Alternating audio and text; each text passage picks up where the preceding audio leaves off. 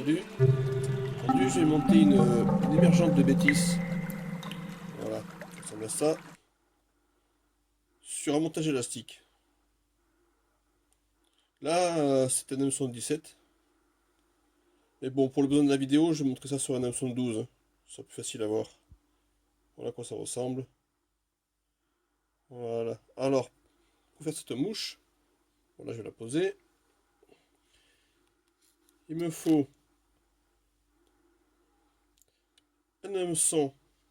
Bon, là, c'est du 12, hein. C'est du 103 BL, barbless. Ensuite, il me faut un élastique.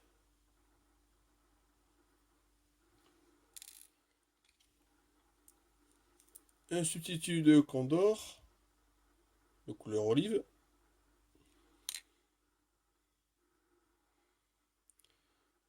Une plume pardon, de coup de coque. Et, comme d'habitude, le pardon. Ben, c'est parti, hein. Et bien sûr, le fil olive. Je vous mets dans la caméra. Voilà. Celui 14-0. C'est assez fin. Pour faire des montages comme ça, il vaut mieux du fil fin. Allez, c'est parti. Il me faudra aussi du Bing. On verra tout à l'heure.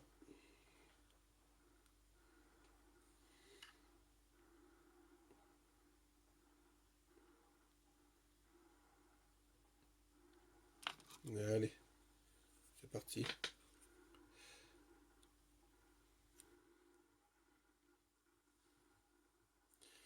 Voilà, je fixe mon fil. Hop, je le consolide un peu. Voilà.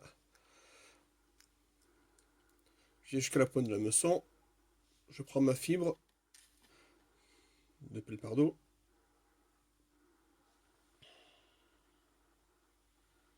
Alors j'essaie de prendre une bonne longueur. Longueur suffisante. Là c'est plus long que sur les neiges bien sûr.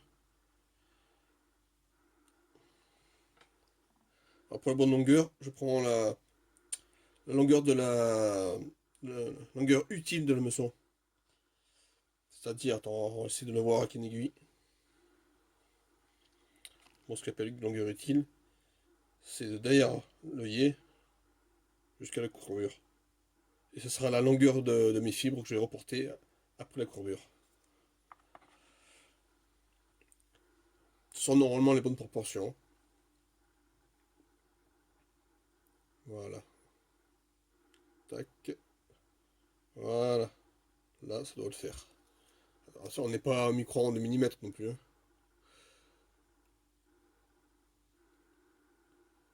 Hop. Voilà, la difficulté, c'est de le mettre comme il faut. Voilà. Positionne bien dessus. Pas trop je tire en arrière. Voilà, longueur est bonne. Et là, jusqu'à la courbure.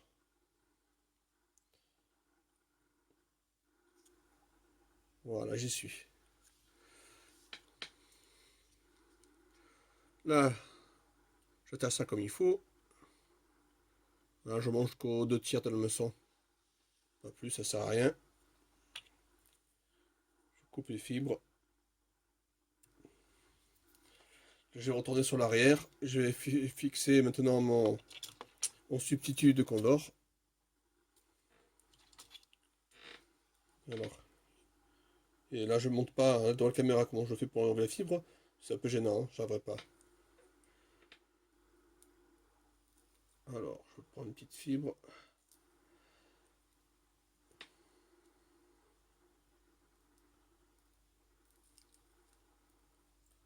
Voilà, je l'ai.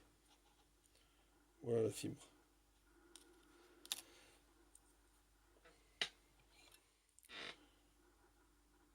Voilà, je nettoie ça pour le positionner comme il faut. Voilà, c'est propre.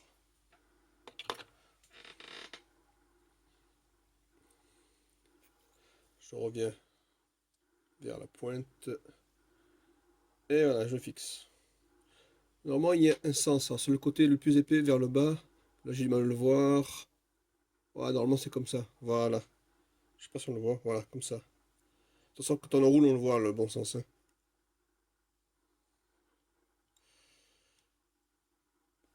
Voilà, juste un peu avant la courbure. Ça est pas mal. Allez, je consolide tout ça. Faut pas oublier de prendre du mou sur le fil, hein, sinon on le casse, hein. Et là, je vais faire un corps un peu conique, mais que sur l'arrière. Une petite épaisseur. C'est pour ça que la fibre, je la laisse, j'ai pas coupé la fibre.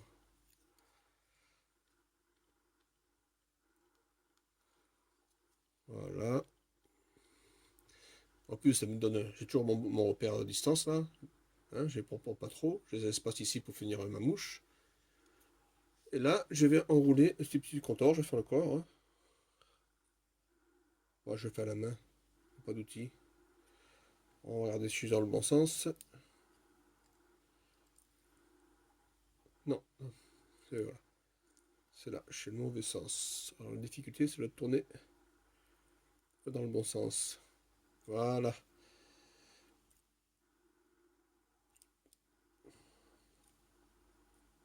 Voilà, là, je suis dans le bon sens. Ah, il faut pas avoir des gros doigts, hein. Voilà.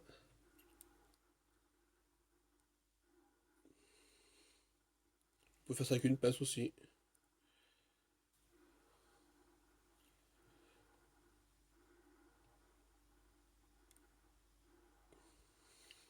Bon, une fois que mon corps est fini, je coupe bien sûr l'excédent et je fais une finition là derrière.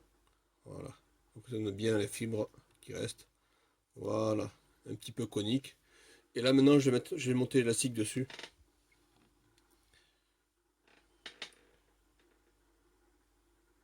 Alors, je coupe mon élastique. Voilà. Bon là aussi c'est un petit peu délicat quand on n'a pas l'habitude, hein.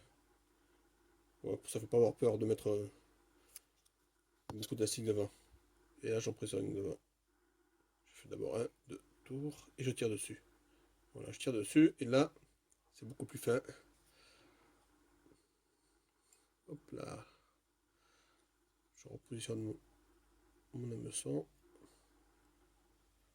Voilà, je consolide. Et j'ai coupé l'excédent devant.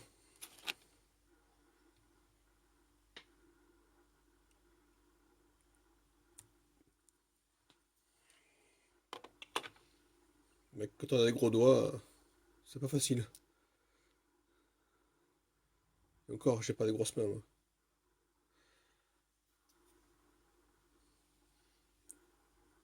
Je vais derrière. Voilà, et là j'ai pour positionner maintenant ma plume. Là. Bon, il faut prendre la plume en proportion de l'hameçon, hein.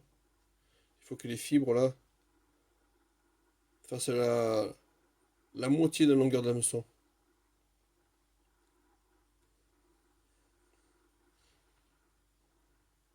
Je nettoie. Voilà ce qui reste. Là, je positionne derrière l'élastique. Et trois tours, je consolide devant. Là, j'enlève le bout de fibre.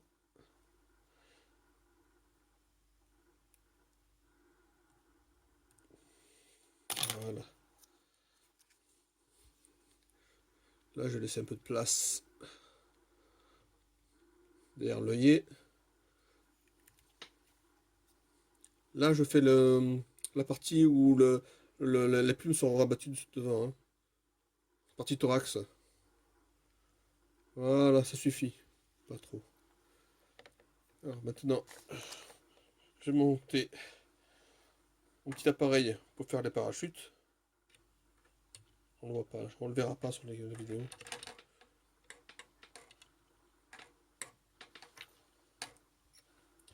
Là au-dessus, j'ai un support avec une pince tenue par un ressort pour tenir mon élastique. Je le ferai, je le montrerai une prochaine fois. Et maintenant, avec la pince à hacle, eh ben, je vais enrouler le hacle dessus, autour de l'élastique. Je commence par le bas.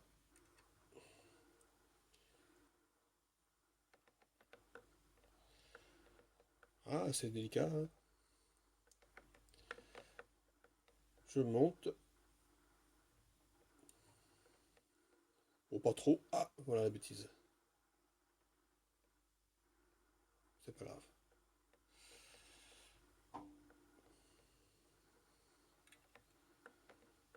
Et je redescends.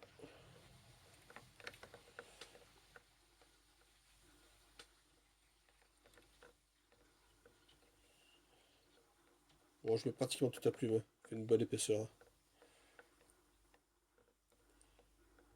Voilà, je reviens devant. Et je vais le maintenir avec le fil. Le fixer. Hop, voilà, je mets mon fil en attente.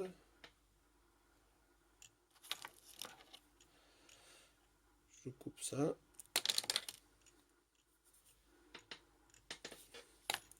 Et je ramène le fil devant.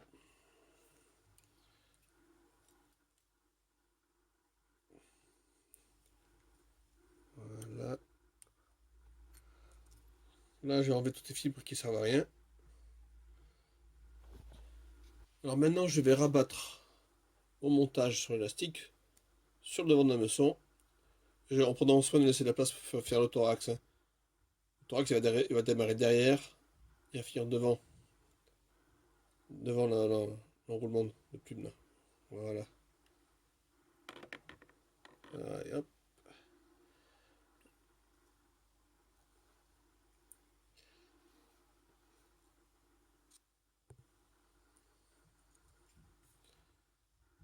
Et là, je tire sur l'élastique. Faut oublier de tirer sur l'élastique, hein, de temps en temps.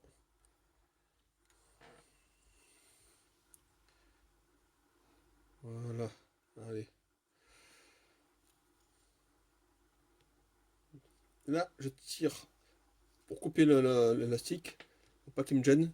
Je tire sur le côté de la meçon. Voilà, je tire bien et je vais le couper maintenant.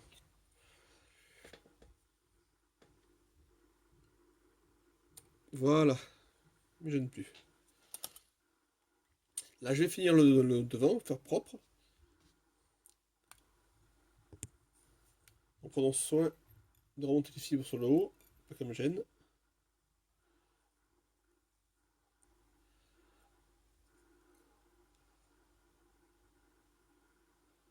Voilà, j'ai bien ras des fibres.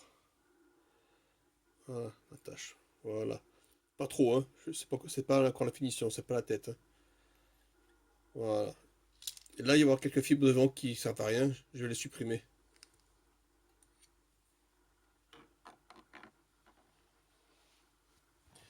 Alors maintenant, pour former mon toupet de hacle, je vais faire un 8 autour. Et pour cela, je vais tenir. C'est la difficulté, c'est ça, c'est de tenir les fibres vers le haut. Voilà. Et je fais des 8. Voilà. Voilà. En fait, c'est pour emprisonner les fibres. Et le fait d'emprisonner, ça fait un joli toupet. Voilà. Hop. Ah, c'est pas facile, hein.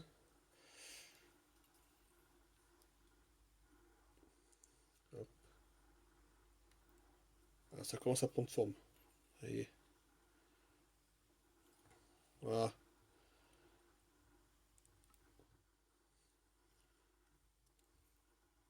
Ouais, faut faire tant que c'est pas joli. Bien serré, faut y aller. Faut pas avoir peur, le fil est fin. C'est pour ça que je prends du 14-0. Ça a l'air pas mal, là. Voilà. Et je vais revenir derrière pour former le thorax après, avec un nubbing. Voilà. Voilà, pour l'instant, j'arrête là. Je vais nettoyer tout ce qu'il y a, tous les fils qui sont en dessous. Tous les, tous les fibres sont en dessous. Et après, je vais commencer mon dubbing derrière. Alors maintenant, je fais une boucle avec cet outil pour former une mèche de dubbing. Je fais une mèche assez volumineuse et je vais faire passer cette mèche un coup derrière, un coup devant, en croisant pour faire un joli thorax en dessous. Allez. Pour le dubbing, j'ai déjà préparé. Il est là. C'est du dubbing de lièvre, couleur olive. Bon, avec la caméra devant, c'est pas facile. Voilà. Parce que là, je filme avec un portable, et c'est pas génial. Mais bon, c'est mieux que rien. Voilà comment je fais la boucle. Et je reviens devant pour finir après. Voilà. Là, je vais mettre quelques fibres dedans.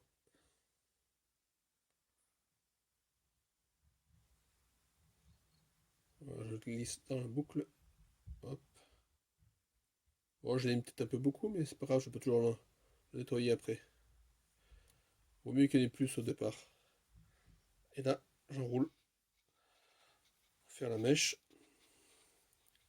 Bon, je sais pas aider avec la caméra au milieu, mais bon, ça va le faire quand même.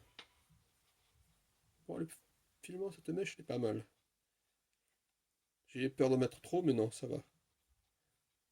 Voilà. Et maintenant, je vais faire mes enroulements. Alors, je dis un coup derrière, un coup devant. Ah, mon fil, il ne faut pas qu'il me gêne, je vais le mettre devant, voilà. Voilà, là,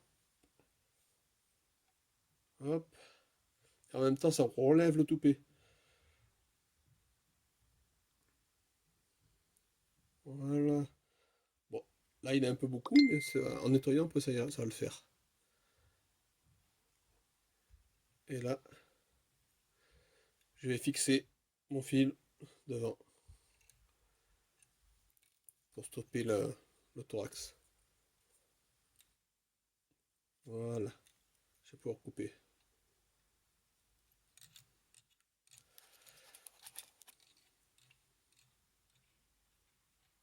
Voilà.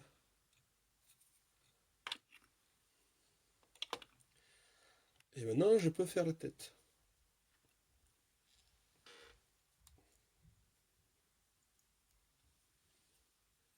Alors, je tiens tout en arrière, pour pas que ça me gêne, et je fais la tête. Et quelques fibres, mais c'est pas gênant. Je les brûlerai après avec le briquet ou peut-être même disparaître en faisant la tête.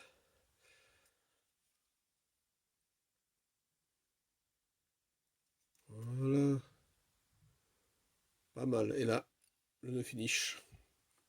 Bon, chacun son outil, hein. Bon, je pense ça, hein.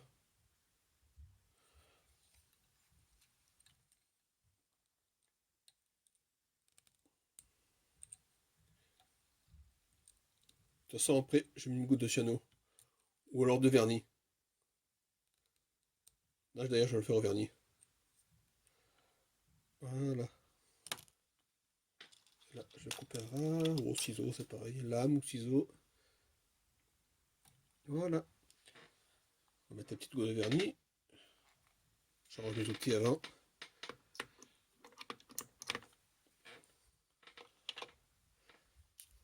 La petite aiguille.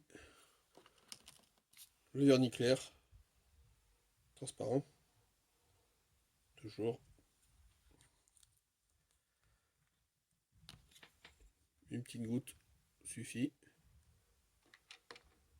Alors, je libère un peu mon étau là. Je vais mettre en rotatif. Et je vernis la tête.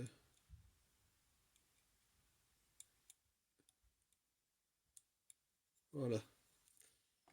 Et après, je sèche à lampe UV.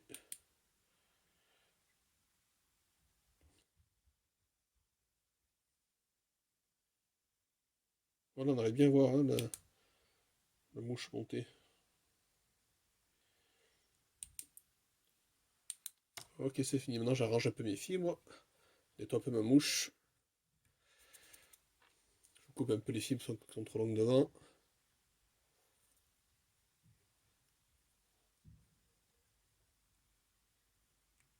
Voilà. je fais un petit peu de nettoyage et puis on voit la mouche finie. Bon, ben là, on voit bien la mouche finie. Hein. On a nettoyé toutes les fibres qui étaient devant. Le thorax, c'est correct. Voilà, faut pas que ce soit trop fin non plus. Voilà, on voit le dessous. Et l'aile. Voilà, c'est une émergente. Hein. Donc tout le corps est pratiquement sous l'eau. Voilà.